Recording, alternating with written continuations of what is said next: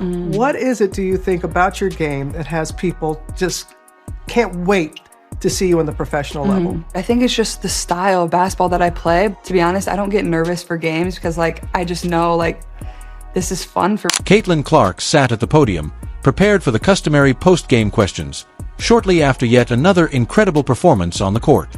But a seasoned reporter made a comment that totally ruined the plan. And she was stunned for the first time in a long time. Why is everyone still discussing what was said? Come along as we dissect a statement made by a reporter that left Caitlin Clark stunned. Media conference following the game.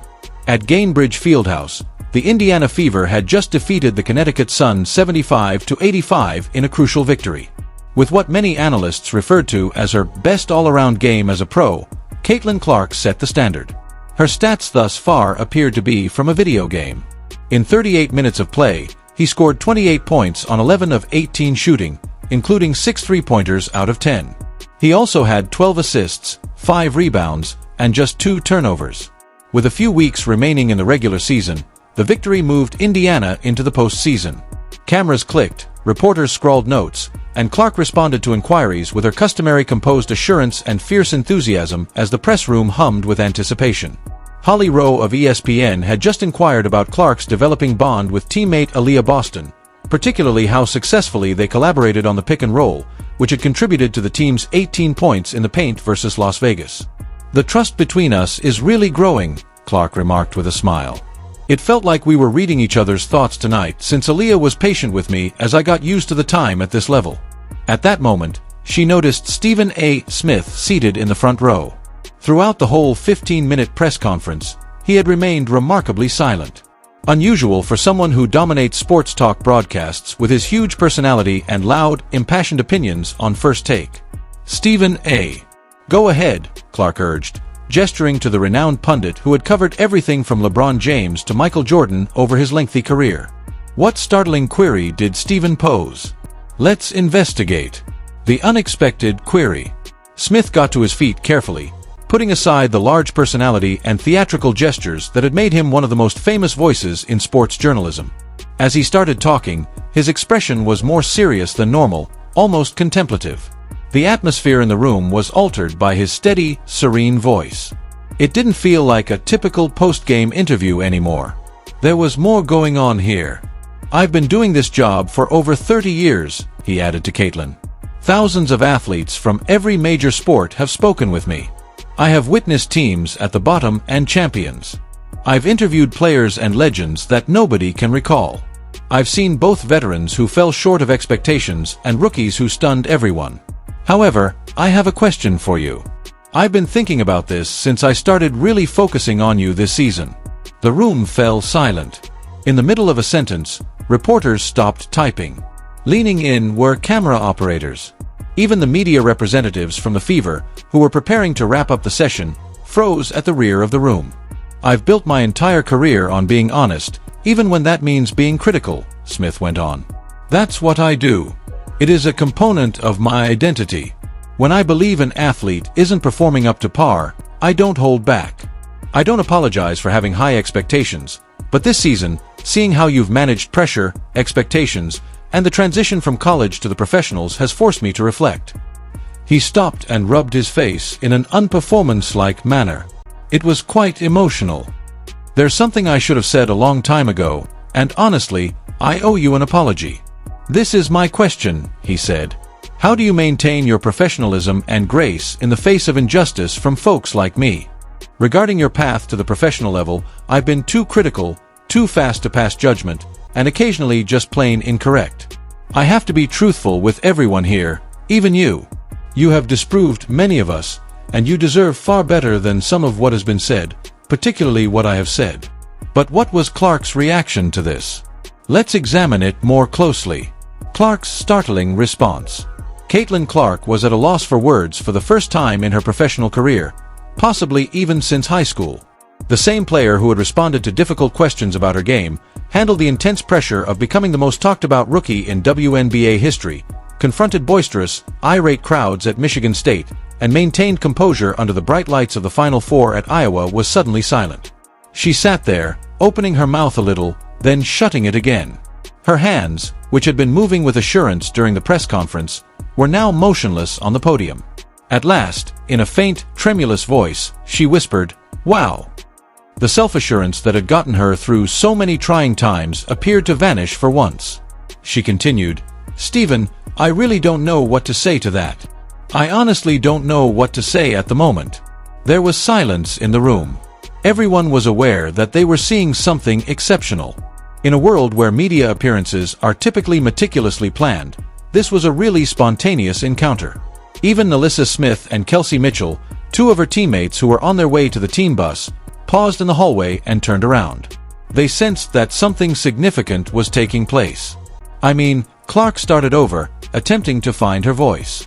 She was obviously still feeling something. It means more than you probably realize because, yes, it has been difficult at times. You asked me that question and were prepared to share what you just stated.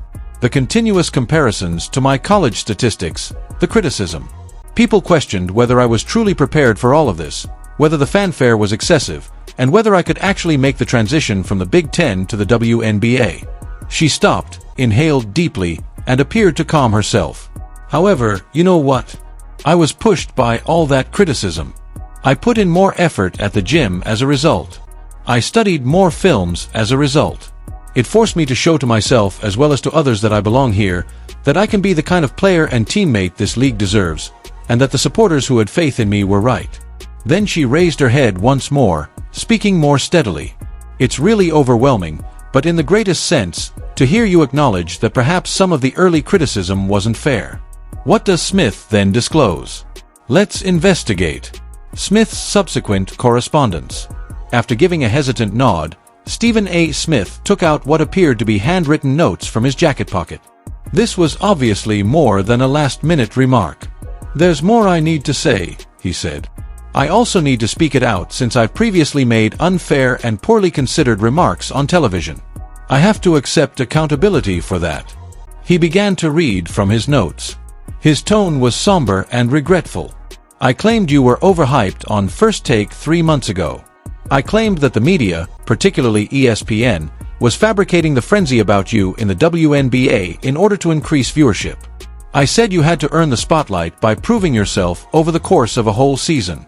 I asked if you have the strength or speed to play professional basketball. I went so far as to say that success in education did not guarantee success in the workplace. Although there is some validity to that, the way I stated it minimized all of your prior accomplishments." Aaliyah Boston and Erica Wheeler, two of Clark's teammates, were now standing in the rear of the room, obviously moved by what was happening in front of all of the sports media. "But here's what I've learned since then," Smith went on, his voice becoming more intense and louder. "In your rookie season, you are currently averaging 19.5 points and 8.4 assists a game. In contrast, Diana Taurasi averaged 17 points and 4.4 assists during her rookie season. Subbard scored 14.4 points and dished out 5.9 assists. You're having one of the greatest rookie seasons ever based on your stats." The way he met Caitlin Clark's gaze felt intimate rather than like he was acting for the cameras. However, statistics don't provide a complete picture. Perhaps more than in decades, you have raised awareness of women's basketball. When your team travels, league attendance increases by 48%. The number of people watching Indiana Fever games on television has tripled. Your jersey sales have increased by over 200%. But it's about you, not just the money and the media. How you manage pressure, how you lead, how you give credit to your coworkers, and how you've improved everyone around you. Now Smith's voice was full with emotion. "Caitlin, I was mistaken about you. I was mistaken to think you weren't prepared. I was mistaken to say that you weren't worthy of the attention. I failed to perceive what was in front of me and evaluated you according to antiquated standards. You're more than just an excellent beginner. You're altering the way women's basketball is played. I sincerely apologize to you, the league, and my audience for that." What was the response in the meeting room, then? Let's examine it. The reaction of the room. Even the most seasoned basketball writers had never witnessed the press room suddenly come to life. As photographers attempted to capture every moment of Caitlin Clark's emotional response, cameras flashed. As soon as they realized they were witnessing a momentous occasion, Other reporters started typing and taping. It was evident that Holly Rowe, a reputable ESPN reporter who had covered many heartwarming events in her career, was moved. She continued taking notes while using a tissue to wipe away her tears. Knowing that this was a truly significant moment, Adrian Wojnarowski, who is renowned for his cool reporting on major NBA news, took out his phone and started recording. Attending the event as a special ESPN analyst, Sue Bird got up and began applauding. Others were inspired to follow suit by her gesture. The ESPN team joined in first. Then came additional reporters and even a few Indiana Fever employees who had assembled to see this unexpected event. Aaliyah Boston, a teammate from Fever, approached the platform and put a gentle hand on Clark's shoulder. A quiet but effective demonstration of support. As Clark stood in front of numerous reporters and cameras, still attempting to process everything, the gesture appeared to help her balance herself. Then she said something. Her voice had become more steady. "You don't have to apologize to me," she said to Stephen A. "We should be challenged by sports media. Asking challenging questions and holding players accountable are meant to be difficult. Your willingness to reconsider when fresh information alters your perspective is what counts most to me. Honesty and true strength are required for that." She glanced around the room and met the gazes of reporters, some of whom had publicly criticized her during her difficult professional debut. She then and to be honest, that criticism helped me. I was pushed by it. It forced me to put in more effort to prove to myself that I belong here, that I can compete and succeed at this level, that I can manage the transition from college to the pros, and perhaps even master it, rather than just to fans or reporters. After that, the topic of conversation changed. Raising his hand, Adrian Wojnarowski, who had been silently observing and filming, posed a contemplative query. Going back to what Stephen A. said about rethinking how we cover things, how do you think the media has changed its approach to women's basketball since you joined the league? He asked Caitlin. And what do you hope will occur next? Clark took a moment to consider his response. I think we've definitely gotten more attention, she replied. Which is fantastic not only for me but also for the beautiful women who have been creating this league for years and for young girls who look up to us. However, more attention also entails increased pressure, which is okay as long as the criticism is reasonable and grounded in reality. She looked at Stephen A., who remained standing and paying great attention. I admire Stephen A.'s current development. He is open to learning and listening. It's not enough to cover women's sports the same way you cover men's. This is something novel and significant, and it must be comprehended within its own framework. Another ESPN analyst who played in the WNBA, Rebecca Lobo, offered her voice to the discussion on the special opportunities and difficulties that come with being a woman playing professional basketball in 2025. You discussed utilizing criticism as motivation, Caitlin. Could you elaborate on how you've handled the strain of being the face of what many are referring to as the WNBA's new era? Clark gave a small smile. Her self-assurance had completely returned. That's the problem, she stated. I never intended to be the public face of anything. The pivotal moment. After that, Stephen A. Smith did something that shocked everyone even more than his previous apologies. He took a seat again, delved into his jacket pocket once more, and took out a thin, worn piece of paper that had obviously been folded numerous times. He appeared to have been carrying it about for some time. There's one more thing, and it's the most important thing I wanted to share today, he remarked to Caitlin.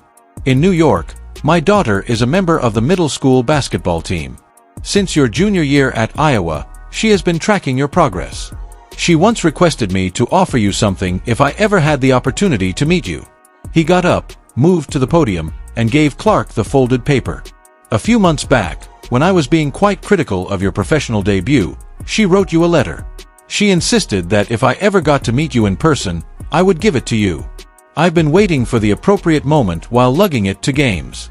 With curiosity and obvious gratitude, Clark accepted the letter. As though she knew it was more than a fan note, she unfolded it carefully. Her expression shifted as she read in silence.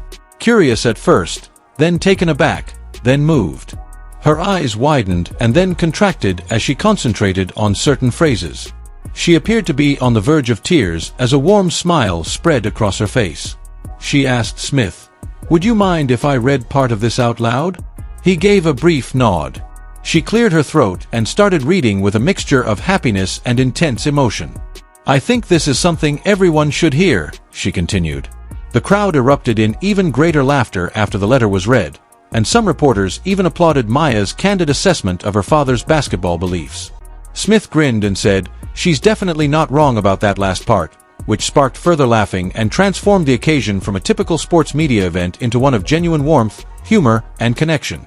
What are your thoughts on the surprising statement made by the reporter that left Caitlin Clark stunned? Please share your response in the comments area. Remember to subscribe and like.